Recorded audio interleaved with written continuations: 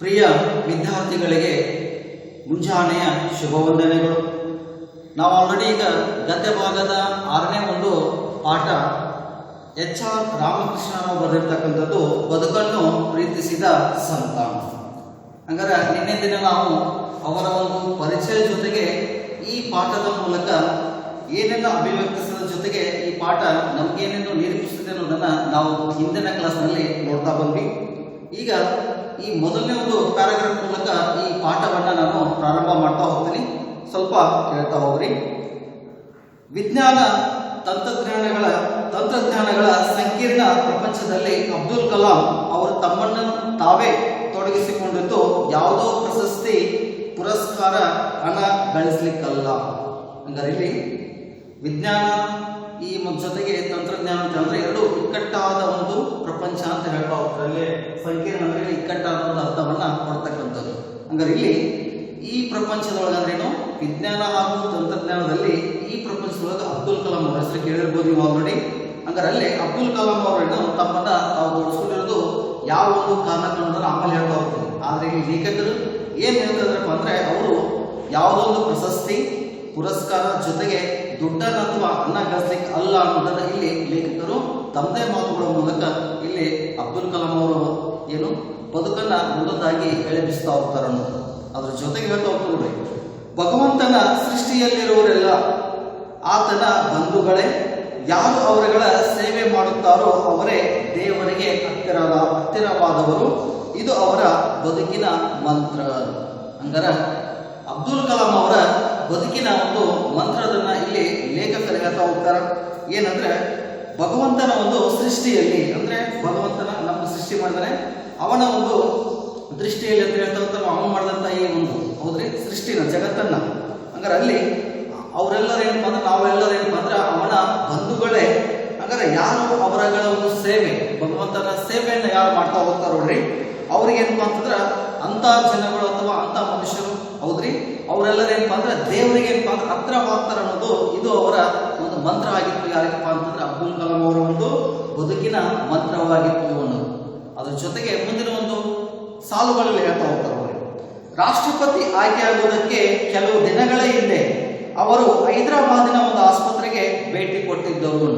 ಹಂಗಾರೆ ಇಲ್ಲಿ ರಾಷ್ಟ್ರಪತಿ ಅವರ ಒಂದು ಕೆಲಸ ನೋಡಿಬಿಟ್ಟು ಅಥವಾ ಅವ್ರು ಮಾಡಿದಂಥ ಒಂದು ಕೆಲಸ ಕಾರ್ಯಗಳನ್ನು ನೋಡಿ ಹೋದ್ರಿ ಅದನ್ನ ಅರಿಸಿಕೊಂಡು ಬಂದ ಯಾರಿಗೆ ಅಬ್ದುಲ್ ಕಲಾಂ ಅವರಿಗೆ. ಅವಾಗ ಅವ್ರಿಗೆ ಏನ್ ಮಾಡಿದ್ರಪ್ಪ ಅಂದ್ರೆ ಈ ರಾಷ್ಟ್ರಪತಿಯನ್ನ ಹುದ್ದೆಯನ್ನು ಅವರು ತಗೊಳ್ತಾ ಹೋಗ್ತಾರೆ. ಅದು ಅವರ ಹಾಗೆ ಬಂದಿದ್ದಂತ ತಾವಾಗೆ ತಗೊಂಡಿದ್ದಲ್ಲ, ಅದು ಇವರನ್ನ ಉಳ್ಕೊಂಡು ಬಂತು ಅನ್ನೋದು. ಈ ಪದವಿ ಅತ್ಯುನ್ನತವಾಗಿರ್ತಕ್ಕಂಥ ಪದವಿ ಏನಂದ್ರೆ ಇವರನ್ನ ಉಳ್ಕೊಂಡು ಬಂತು ಅನ್ನೋದು. ಹಂಗಾರೆ ಇಲ್ಲಿ ಲೇಖಕರು ರಾಷ್ಟ್ರಪತಿಯಾಗಿ ಆಯ್ಕೆಗೊಳ್ಳುವುದಕ್ಕೆ ಕೆಲವು ದಿನಗಳ ಹಿಂದೆನೆ ಒಂದು 4 ದಿನ ಹಿಂದೆ ಅಥವಾ ಒಂದು ವಾರ ಹಿಂದೆನೆ ಏನ್ ಮಾಡಿದ್ರಪ್ಪ ಅಂದ್ರೆ ಇವರು ಅಬ್ದುಲ್ ಕಲಾಂ ಅವರು ಹೈದರಾಬಾದ್ ನಿಮ್ಗೆ ಗೊತ್ತಿರ್ಬೋದು, ಆಂಧ್ರ ಪ್ರದೇಶ ರಾಜ್ಯದ ಹೈದರಾಬಾದ್ ಒಂದು ಊರಲ್ಲಿ ಏನ್ ಮಾಡ್ತಾರೆ ಒಂದು ಆಸ್ಪತ್ರೆ ಇದೆ. ಆ ಆಸ್ಪತ್ರೆಗೆ ಇವರು ಭೇಟಿಯನ್ನ ಕೊಟ್ಟಿರ್ತಾರೆ. ಏನ್ ಮಾಡ್ತಾ ಹೋಗ್ತಾರೆ, ಬುದ್ಧಿಮಾಂದ್ಯ ಮಕ್ಕಳ ಮೆದುಳಿನಲ್ಲಿ ಚಿಪ್ ಅಳವಡಿಸಿ ಗುಣಪಡಿಸಲು ಸಾಧ್ಯವೇ ಎಂದು ವೈದ್ಯರನ್ನ ಪ್ರಶ್ನಿಸಿದರು ಅಂತ. ಹಂಗಾರಲ್ಲಿ ಬುದ್ಧಿಮಾಂದ್ಯ ಅಂದ್ರೆ ಗೊತ್ತಾಗಿರ್ಬೋದು. ಅವರಿಗೆ ಅವ್ರಿಗೆ ಏನಪ್ಪಾ ಅಂತಂದ್ರೆ ಚಲನವಲನ ಅಂತ ಇರ್ತದಾದ್ರೆ ಅವ್ರಿಗೆ ಮಾತನಾಡೋದಾಗಿ ಅಥವಾ ಏನೋ ಒಂದು ಗುಂಗಿನಲ್ಲಿರ್ತಕ್ಕಂಥ ಒಂದು ಹುಡುಗರನ್ನ ನಾವು ನೋಡ್ತಾ ಹೋಗ್ತೀವಿ. ಅವ್ರು ಏನಂದ್ರೆ ಬುದ್ಧಿಮಾಂದ್ಯ ಮಕ್ಕಳನ್ನ ನಾವು ನೋಡ್ತಾ ಹೋಗ್ತೀವಿ. ಸಮಸ್ಯಾತ್ಮಕ ಮಕ್ಕಳು ಅಂತ ನಾವು ಹೇಳ್ತಾ ಹೋಗ್ತೀವಿ ಹೌದ್ರಿ. ಅಂತ ಒಂದು ಮಕ್ಕಳ ಒಂದು ಮೆದುಳಿನೊಳಗ ಚಿಪ್ ಅಂತ ನಿಮ್ಗೆ ಗೊತ್ತಿರ್ತದೆ. ಆ ಚಿಪ್ ನಾನು ವಿವರಣೆ ಕೊಡ್ತಾ ಹೋಗ್ತಾರೆ ಲೇಖಕರು ಏನನ್ನೋದು ನಿಮ್ಗೆ ಆಲ್ರೆಡಿ ಗೊತ್ತದ ಚಿಪ್ ಅಂತ ಏನು ಅನ್ನೋದ್ರ ಅರ್ಥದ್ರಿ. ಆ ಚಿಪ್ ಅಳವಡಿಸಿ ಅವರನ್ನ ಗುಣಪಡಿಸಲು ಯಾರನ್ನರಿ ಸಮಸ್ಯಾತ್ಮಕ ಮಕ್ಕಳನ್ನ ಅಥವಾ ಬುದ್ಧಿಮಾಂದ್ಯ ಮಕ್ಕಳನ್ನ ಏನಪ್ಪ ಅಂದ್ರೆ ಆ ಚಿಪ್ ಅಂದ್ರೆ ತಂತ್ರಜ್ಞಾನ ಅಂತ ಹೇಳ್ತಾ ಹೋಗ್ತಾರೆ ನೋಡ್ರಿ, ಅದನ್ನ ಅವರ ಮೆದುಳಿನೊಳಗೆ ಹಾಕಿಬಿಟ್ಟು ಅವರನ್ನ ಆರಾಮಣ್ಣರಾಗಿ ಅಥವಾ ಗುಣಪಡಿಸಲಿ ಏನಪ್ಪ ಅಂದ್ರೆ ಸಾಧ್ಯವೇ ಅಂತ ಅಂದ್ಬಿಟ್ಟು ಅಲ್ಲಿನ ಒಂದು ಆಸ್ಪತ್ರೆ ಆದ್ರೆ ಹೈದರಾಬಾದ್ ಆಸ್ಪತ್ರೆಗೆ ಅಲ್ಲಿರ್ತಕ್ಕಂಥ ವೈದ್ಯರನ್ನ ಇವರು ಅಬ್ದುಲ್ ಕಲಾಂ ಅವರು ಕೇಳ್ತಾ ಹೋಗ್ತಾರೆ. ಜೊತೆಗೆ ಅಗತ್ಯ ಮಾಹಿತಿಗಳನ್ನ ಕ್ರೋಢೀಕರಿಸುವ ಸೂಕ್ಷ್ಮ ಎಲೆಕ್ಟ್ರಾನಿಕ್ ಸಾಧನವೇ ಚಿಪ್. ಅಂದ್ರೇನು ಈ ಚಿಪ್ ಅಂತಂದ್ರೆ ಏನೇನು ಮಾಹಿತಿಗಳು ನಮಗೆ ಏನೇನು ಅಗತ್ಯವಾಗಿರ್ತಕ್ಕಂಥ ಮಾಹಿತಿಗಳೇನಲ್ಲ ಅವುಗಳನ್ನ ಕ್ರೋಢೀಕರಿಸಿ ಒಂದೇ ಕಡೆ ಸಮೂಹ ಸೇರಿಸಿ ಅಥವಾ ಗುಂಪನ್ನ ಮಾಡಿ ಅವನ್ನೆಲ್ಲವನ್ನ ಏನ್ ಬಂದ್ರೆ ಅದು ಸೂಕ್ಷ್ಮವಾಗಿರ್ತಕ್ಕಂಥ ಒಂದು ಎಲೆಕ್ಟ್ರಾನಿಕ್ ಅದು ಹೌದ್ರಿ. ಅಂತ ಸೂಕ್ಷ್ಮ ಎಲೆಕ್ಟ್ರಾನಿಕ್ ಸಾಧನವೇ ಅದು ಚಿಪ್ ಅಂತ ಹೇಳ್ತಾ ಹೋಗ್ತೀವಿ. ಹಾಗಾಗಿ ಹೇಳ್ತೀವಿ ಅದನ್ನ ಹಾಕಿದ ಮೇಲೆ ಏನಾಗುತ್ತೋ ಅನ್ನೋದು ಅದ್ರ ಬಗ್ಗೆ ಹೇಳ್ತಾ ಹೋಗ್ತಾರ. ಕಂಪ್ಯೂಟರ್ ಸಹಾಯದಿಂದ ಮೆದುಳಿನಲ್ಲಿ ಇದನ್ನು ಅಳವಡಿಸಿ ಬುದ್ಧಿಮಾಂದ್ಯತೆ ನಿವಾರಿಸಬಹುದೇ ಎಂದು ಕಲಾಂ ಕಲಾಂ ಪ್ರಶ್ನಿಸಿದರು. ಹಂಗಾರೆ ಏನೇನು ಪ್ರಶ್ನೆಗಳನ್ನು ಅಲ್ಲಿ ಕೇಳ್ತಾ ಹೋಗ್ತಾರ? ಹೈದರಾಬಾದ್ ಆಸ್ಪತ್ರೆಯಲ್ಲಿ ಇರ್ತಕ್ಕಂಥ ವೈದ್ಯರನ್ನು ಯಾರು? ಅಬ್ದುಲ್ ಕಲಾಂ ಅವರು. ಹಂಗಾರ ಮತ್ತೊಂದು ಪ್ರಶ್ನೆ ಕೇಳ್ತಾ ಹೋಗ್ತಾರೆ. ಅಂದ್ರೆ ಈಗ ನಾವು ಈ ಚಿಪ್ಪನ್ನು ಅಳವಡಿಸಿದ್ರ ಯಾರು? ಬುದ್ಧಿಮಾಂದ್ಯ ಮಕ್ಕಳ ಮೆದುಳಿನಲ್ಲಿ, ಹೌದ್ರಿ, ಸೂಕ್ಷ್ಮವಾಗಿರ್ತಕ್ಕಂಥ ಒಂದು ಏನು ಎಲೆಕ್ಟ್ರಾನಿಕ್ ಸಾಧನೆ ಇದೆ, ಹೌದ್ರಿ. ಅದನ್ನ ಆ ಮಕ್ಕಳ ಒಂದು ಮೆದುಳಲ್ಲಿ ಹಾಕಿದ ಮೇಲೆ ಆ ಕಂಪ್ಯೂಟರ್ ಸಹಾಯದಿಂದ ಏನ್ ಮಾಡಬೇಕಂದ್ರೆ ಅವರ ಮೆದುಳಲ್ಲಿ ಅಳವಡಿಸಿ ಅವರನ್ನ ಈ ಬುದ್ಧಿಮಾಂದ್ಯತೆಯಿಂದ ಏನಪ್ಪ ಅಂದ್ರೆ ನಿವಾರಿಸಬಹುದೇ, ಅದನ್ನ ಅವರನ್ನ ಆರಾಮಾಗಿ ಮಾಡಬಹುದಾ, ಆ ಆರೋಗ್ಯವನ್ನು ಅವರನ್ನ ಸರಿಪಡಿಸಬಹುದಾ ಅನ್ನೋದನ್ನ ಕಲಾಂ ಅವರು ಆ ವೈದ್ಯರಿಗೆ ಪ್ರಶ್ನೆಗಳನ್ನ ಕೇಳ್ತಾ ಇದ್ದಾರೆ. ವೈದ್ಯರು ಸಾಧ್ಯತೆಯ ಬಗ್ಗೆ ಅನುಮಾನ ವ್ಯಕ್ತಪಡಿಸಿದಾಗ ಅಲ್ಲಿ ವೈದ್ಯರು ಈ ಪ್ರಶ್ನೆ ಕೇಳಿದ ತಕ್ಷಣ ಅವರಿಗೆ ಸ್ವಲ್ಪ ಏನಂದ್ರೆ ಅಸಾಧ್ಯದ ಮಾತುಗಳಲ್ಲಿ ಕೇಳ್ತಾ ಬಂದವರು, ಹೌದ್ರಿ. ಹಾಗಾದ್ರೆ ಅನುಮಾನ ವ್ಯಕ್ತಪಡಿಸಿದ ಸಾಧ್ಯತೆ ಬಗ್ಗೆ ಅನುಮಾನ ವ್ಯಕ್ತಪಡಿಸಿದಾಗ ಕಲಾಂ ಹೇಳಿದರು. ಹಾಗಾದ್ರೆ ಇದೇನು ಬರ್ತೀವಿ ಸರ್ ಅಂತ ಸ್ವಲ್ಪ ಅನುಮಾನದ ಪ್ರಶ್ನೆಗಳಿದ್ದಾಗ ಅಥವಾ ಆ ಮಾತುಗಳನ್ನು ಹೇಳಿದಾಗ, ಹೌದ್ರಿ, ಅಲ್ಲೇ ಕಲಾಂ ಅವರು ಆ ವೈದ್ಯರುಗಳು ವ್ಯಕ್ತಪಡಿಸ್ತಾ ಹೋಗ್ತಾರೆ, ಇದು ಆಗ್ತಿತ್ತೋ ಇಲ್ಲೋ ಅಂತಂದ್ಬಿಟ್ಟು ಅನುಮಾನ ವ್ಯಕ್ತಪಡಿಸಿದಾಗ ಅಲ್ಲೇ ಮತ್ತೆ ಕಲಾಂ ಅವರು ಅಂದ್ರೆ ಅಬ್ದುಲ್ ಕಲಾಂ ಅವರು ಹೇಳ್ತಾ ಬಂದ್ರು. ಏನಂತ ಹೇಳ್ತಾರೆ ಹೋಗ್ರಿ? ಇದು ಸಾಧ್ಯವಿಲ್ಲ ಎಂದು ಹೇಳುವ 100 ಕಾರಣಗಳ ಬಗ್ಗೆ ನನಗೆ ಸ್ವಲ್ಪವೂ ಆಸಕ್ತಿ ಇಲ್ಲ. ಇದು ಸಾಧ್ಯನೇ ಇಲ್ಲ ಅಂತಂದ್ಬಿಟ್ಟು ಹೇಳುವಂತ ನೂರಾರು ಕಾರಣಗಳು ಹೇಳ್ಕೊಂಡು ಅಂತ ಒಂದು ಕಾರಣಗಳು ಬೇಡ, ಒಂದು ಕಾರಣ ಅಂದ್ರೆ ಅವರು ಒಂದು ಕಾರಣ ಕೊಟ್ಟರು ಕೇಳಂಗಿಲ್ಲ, 100 ಕಾರಣಗಳ ಬಗ್ಗೆ ಏನಪ್ಪ ಅಂತಂದ್ರೆ ಅವರು ಆಸಕ್ತಿನೇ ಇಲ್ಲ ಅದ್ರ ಬಗ್ಗೆ ಅಂತ ಹೇಳ್ತಕ್ಕಂಥ ಸ್ವಲ್ಪವೂ ಆಸಕ್ತಿ ಇಲ್ಲ ಅಂತ ಹೇಳ್ತಾರೆ. ಕಾರಣಗಳನ್ನು ಕೊಡಲೇಬಾರ್ದು ಅಂತ ಹೇಳ್ತಾ ಇದ್ದಾರೆ ಯಾರು? ಅಬ್ದುಲ್ ಕಲಾಂ. ಮತ್ತೇನ್ ಹೇಳ್ತಾರೆ ನೋಡಿ, ಅದು ಹೇಗೆ ಸಾಧ್ಯವಾಗುತ್ತದೆ ಎಂಬ ಒಂದು ಕಾರಣ ಹೇಳಬಲ್ಲಿರ ಪ್ರಶ್ನೆಗಳು. ಅಂದ್ರೆ ಇದು ಯಾವ ರೀತಿ ಸಾಧ್ಯ ಆಗಬಹುದು ಅಥವಾ ಸಾಧ್ಯವಾಗ್ತೈತಿ ಅಂತಂದ್ಬಿಟ್ಟು ಒಂದು ಕಾರಣ ಹೇಳ್ತೀರಾ ಅಂತಂದ್ಬಿಟ್ಟು ಪ್ರಶ್ನೆಯನ್ನ ಅಲ್ಲಿ ಕೇಳ್ತಾ ಬಂದ್ರೆ ಯಾರಂದ್ರೆ ಅಬ್ದುಲ್ ಕಲಾಂ. ಯಾರಿಗೆ? ಹೈದರಾಬಾದ್ನಲ್ಲಿ ಕೆಲಸ ಮಾಡ್ತಕ್ಕಂಥ ವೈದ್ಯರುಗಳೇ. ಜೊತೆ ನೋಡಿ, ಅಬ್ದುಲ್ ಕಲಾಂ ಅವರು ಯಾವಾಗಲೂ ಸಾಧ್ಯತೆಗಳನ್ನು ಅರಸುವ ಆಶಾಜೀವಿ. ಅಂದ್ರೇನು? ಲೇಖಕರು ಹೇಳ್ತಾ ಹೋಗ್ತಾರೆ ಅಬ್ದುಲ್ ಕಲಾಂ ಅವರ ಬಗ್ಗೆ ಏನಂದ್ರೆ ಅಬ್ದುಲ್ ಕಲಾಂ ಯಾವಾಗ ಏನಪ್ಪ ಅಂದ್ರೆ ಸಾಧ್ಯತೆಗಳನ್ನ ಮಾಡುವಂತ ಏನಪ್ಪ ಅಂತಂದ್ರೆ ಏನಂದ್ರೆ ಮನಸ್ಸನ್ನ ಕೊಡ್ತಕ್ಕಂಥ ಅಥವಾ ಅರ್ಸ್ತಕ್ಕಂಥ ಒಬ್ಬ ಆಶಾಜೀವಿ ಅನ್ನೋದನ್ನ ಲೇಖಕರು ಹೇಳ್ತಾ ಬಂದ್ರೇನು, ಅವ್ರು ಸಾಧ್ಯ ಇಲ್ಲ ಸಾಧ್ಯ ಮಾಡ್ತಕ್ಕಂಥ ಒಂದು ಆಶಾಜೀವಿ ಇಟ್ಕೊಂಡ್ರಿ, ಅಂತ ಒಂದು ಆಶಾಜೀವಿಯಾಗಿ ಏನಪ್ಪ ಅಂದ್ರೆ ಅವ್ರು ಇದ್ರು ಯಾರು? ಅಬ್ದುಲ್ ಕಲಾಂ. ಮುಂದಿನ ಒಂದು ಪ್ಯಾರಾಗ್ರಾಫ್ ಹೇಳ್ತಾ ಹೋಗ್ತೀನಿ ನೋಡ್ರಿ.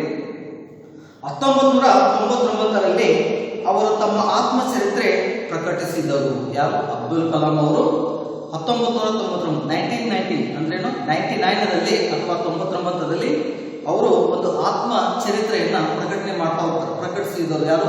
ರಚಿಸಿಕೆಶನ್ನ ಬಿಡುಗಡೆಗೊಳಿಸಿದ ಯಾರು? ಅಬ್ದುಲ್ ಕಲಾಂ ಅವರು. ಅದಕ್ಕೆ ಅವರಿಟ್ಟ ಹೆಸರು ಅಂದ್ರೆ ಆ ಒಂದು ಆತ್ಮ ಚರಿತ್ರೆಗೆ ಒಂದು ಹೆಸರು ಇರಬೇಕಲ್ಲ, ಒಂದು ಕೃತಿ ಅಂತ ಇದ್ದಾಗ ಅದಕ್ಕೆ ಹೆಸರು ಇದ್ದೇ ಇರ್ತದೆ, ಅಥವಾ ಬುಕ್ ಅಂದ್ಬೇಕು ಅದಕ್ಕೊಂದು ಹೆಸರು ಇಟ್ಟ ಇರ್ತಾವ, ಹೌದ್ರಿ. ಅಂತ ಒಂದು ಹೆಸರು ಏನಪ್ಪ ಅಂತಂದ್ರೆ ಆ ಒಂದು ಆತ್ಮ ಚರಿತ್ರೆಗೆ ವಿಂಗ್ಸ್ ಆಫ್ ಫೈರ್ ಅಂತ ಹೇಳ್ತಾ ಹೋಗ್ತಾರೆ. ವಿಂಗ್ಸ್ ಆಫ್ ಫೈರ್ ಅಂತಂದ್ರೆ ಅಗ್ನಿ ಜ್ವಾಲೆ ಯಾವಾಗಲೂ ಊರ್ಧ್ವಮುಖಿ ಅಂತ ಹೇಳ್ತಾರೆ. ಊರ್ಧ್ವಮುಖಿ ಅಂತಂದ್ರೆ ಯಾವಾಗಲೂ ಮೇಲಸ್ತರದಲ್ಲಿ ಹೋಗ್ತಕ್ಕಂಥದ್ದು. ಅಗ್ನಿ ಯಾವಾಗಲೂ ಯಾವಾಗ ಹೋಗುತ್ತೆ? ಒಂದರಿಂದ ಒಂದು ಏನೋ ಹಂಗೆ ಹತ್ಕೊಂಡು ಹೋಗ್ತಿದ್ದಲ್ಲ, ಹಂಗೆ ಏನಪ್ಪ ಅಂದ್ರೆ ಏರುತ್ತಿರುವುದ ಒಂದು ಮಾತಿನ ಒಂದು ಅರ್ಥವನ್ನು ಹೇಳ್ತಕ್ಕಂಥ ಒಂದು ಸಂದರ್ಭ. ಹಂಗೇನಂದ್ರೆ ಇಲ್ಲಿ ಮೇಲೇರುವುದೇ ಅದರ ಒಂದು ಸ್ವಭಾವ. ಹಂಗಾರೆ ಅವರು ವಿಂಗ್ಸ್ ಆಫ್ ಫೈರ್ ಅನ್ನೋ ಒಂದು ಆತ್ಮಚರಿತ್ರೆಯನ್ನು ಪ್ರಕಟಣೆ ಮಾಡ್ತಾ ಹೋಗ್ತಾರೆ. ಪ್ರಕಟಣೆ ಮಾಡಿದ್ಮೇಲೆ ಅದನ್ನ ನಾವು ಕನ್ನಡದಲ್ಲಿ ಹೇಳ್ತಾ ಹೋಗ್ತೀವಿ. ಏನಪ್ಪ ಅಂದ್ರೆ ಅಗ್ನಿ ಜ್ವಾಲೆ ಅಂದ್ರೆ ಏನು? ಅಗ್ನಿ ಜ್ವಾಲೆ ಅಂದ್ರೆ ಯಾವಾಗಲೂ ಏನಪ್ಪ ಅಂದ್ರೆ ಊರ್ಧ್ವಮುಖಿ ಅಂತಂದ್ರೆ ಇದು ಮೇಲಿರುವುದೊಂದು ಸ್ವಭಾವದ ಕುರಿತು ಇರ್ತಕ್ಕಂಥ ಒಂದು ಆತ್ಮ ಚರಿತ್ರೆಯನ್ನು ಜೊತೆಗೆ ಅವರ ಬರೆದಿರ್ತಕ್ಕಂಥದ್ದು ಹೇಳ್ತಾ ಹೋಗ್ತಾರೆ. ಏನಪ್ಪ ಅಂತಂದ್ರೆ ಅಗ್ನಿಯ ರೆಕ್ಕೆಗಳು ಅಂತಾನು ಹೇಳ್ತಾ ಹೋಗ್ತಾರೆ ಇನ್ನೊಂದು ಅರ್ಥದಲ್ಲಿ ಇದು ಆತ್ಮಚರಿತ್ರೆಗೆ, ಹೌದ್ರಿ.